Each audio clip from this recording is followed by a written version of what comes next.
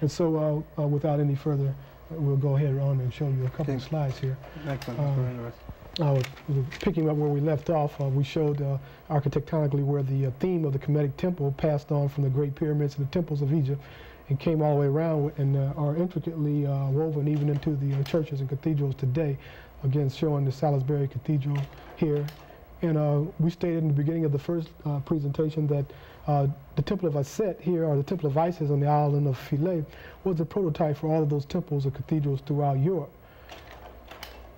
Now here's a quotation from Ian Biggs' book, The Code of the Black Virgin. And this is very interesting because there are many scholars, such as Carpenter in this book, Pagan and Christian Creeds, who state that the Cathedral of Notre Dame in France is actually located on the original site of a temple that was once devoted to the worship of Isis. And from Biggs' book, he writes about that particular region and Isis herself, that Isis can easily assimilate such diverse explanations within her all-accommodating universality. But that which honors her most is the derivation of Par Isis, grove or bark of Isis, and the Al de la Site bears a close resemblance to a now felucca. In Roman times, her temple was at the western limits of the city. So here, Begg points out in his book that the Temple of Isis was located on this particular island, and that in fact the name Paris, France, and so many of us want to take a vacation to Paris. Those who go next time, perhaps they'll recall that Par Aset, or Par Isis, the house of Isis, is where Paris itself gets its name. And so if we go directly to the Cathedral of Notre Dame, of course we know that Notre Dame means Our Lady, and cathedral actually comes from the Latin root which means the throne, of course, and that was a symbol of Isis herself, the throne, the mother goddess. And so in the conception of the ancient Egyptian religion, it was the mother, the maternal, who determined the blood lineage and who determined who the pharaoh would be. And so he would actually mount the throne symbolically of sitting on the lap of his mother, which is the mother par excellence was Queen Isis, and before her, Het Heru, which we call Hathor. And so on this island, de la Site in France, we see that just as last week when we pointed out the double tower, which is basic theme in all the Kemetic temples, you see Notre Dame Cathedral actually has a double tower as well.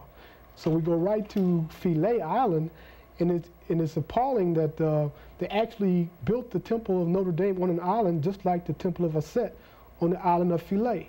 As a matter of fact, you can see the dramatic parallel between the double pylon and the twin tower and the basic configuration of the temple here with that of Notre Dame itself, a completely plagiarized theme in that the temple itself as well as the island condition.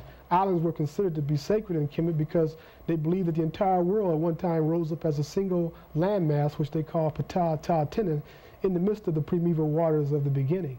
And so any island throughout Kemet was considered to be sacred. And so you can see the theme carried over into Europe.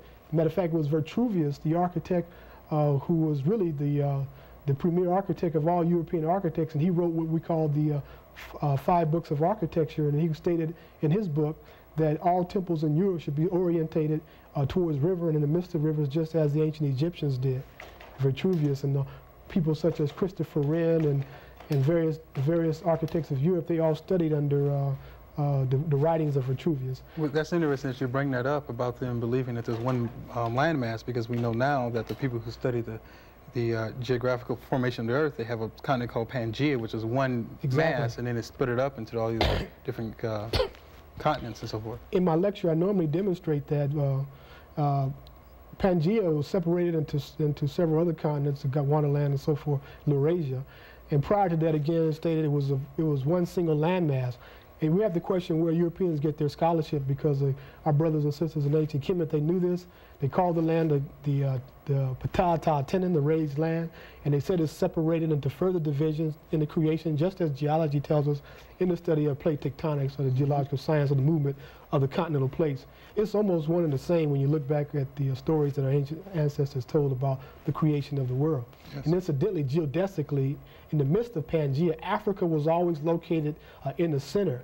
And consequently, all around the world, you find people that state that their land actually represents the land of creation. For instance, Seoul, Korea, the site of the past Olympics. Seoul actually means center.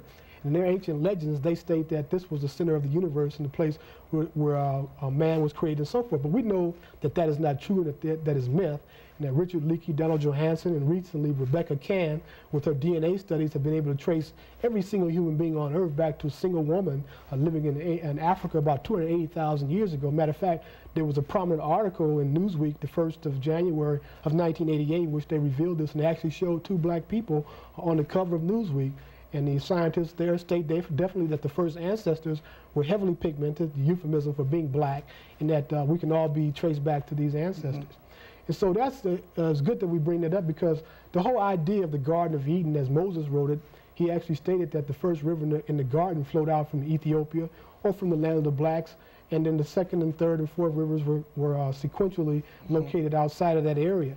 So even the Bible shows that the beginning of the earth takes place in Central Africa. And so in the concept of Jesus, as you see on the slide here, the idea of the New Jerusalem and the second Adam, which is Jesus, who comes about and corrects the faults of man as brought about by Adam in the fall in the garden. The New Jerusalem represents the place of the beginning. In other words, the place where man is born, which is in the interior of Africa, or in the Genesis story in the highlands of Ethiopia, is the place where man returns for his judgment, which in Kemetic we call the Nekassim. And here is a striking parallel, because right here on the Cathedral of Notre Dame, you can see this picture or image of the European Jesus on his throne above the departed souls as they go before him. Those to the left there are to be found righteous, and to the right you see the scales and the beast there waiting to devour the souls who have been found unrighteous.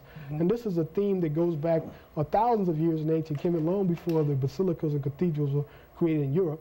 And you can see here, it's somewhat dark, but you can see the actual scales here, the same scales that you saw on the cathedral, with the deceased being led by Anubis, which is a dog or jackal-headed personage there, taking the deceased before the scales to be weighed. And then you see the beast there below, waiting to devour those who are found unjust. Those who are found just, as you can see in the white, going before Osiris, will gain eternal life. An exact copy and replica of this scene here that you see here from the cathedral here of Notre Dame, right on the temple. So again, not only the architecture, the cathedral pylons, the Great Hall in the interior, the apse and the Holy of Holies was copied, but the art and the iconography as well. And so on that, we'll just stop for a second. I'll just read this quotation from Alexander Moret, a very noted Egyptologist, who wrote a book called Kings and Gods of Egypt. And it's interesting because he writes in this book the idea about the second death. He states the same idea of the second death of the wicked in hell is fully expressed in the Egyptian Book of the Dead. Even the texts of the pyramid of the 5th dynasty already point out that the dead must be judged according to the deeds and their names inscribed in the book of life in the next world if they are to enjoy a second life there. Christianity, he states, has preserved side by side the 2 forms of judgment, individual at the death of each man, the final or last judgment at the end of the world. This twofold theme is treated by the artists who decorate our cathedrals and by the author monks who wrote thereon many an edifying treatise. So here, Moret clearly states that the cathedral art and architecture was just put right on the temple based upon the Kemetic theme. Moving along rather quickly here, getting back to the site of Isis, you can see again the birthing house here. And inside the birthing house, incidentally, is the building in front with the little columns, the short building amidst the 2 pylons there. The birthing house was a very important concept because it represented the land in front of. It represented the land of Punt, the land of the ancestors. And Egypt itself was built in the image of God, or in the image of heaven. And so when they built the birthing houses, they symbolically represented the land of Punt, the place where the gods are born, and actually the place where the entire race of Egyptians, the earliest ancestors, migrated down that 4,100 miles of the Nile to bring the civilization to ancient Egypt. And that is also mentioned in Moret's book, The Gods and Kings of Egypt. There are many scholars who now are in full agreement with the Ta Net or Holy Land being located in Africa and not as earlier speculated in Arabia.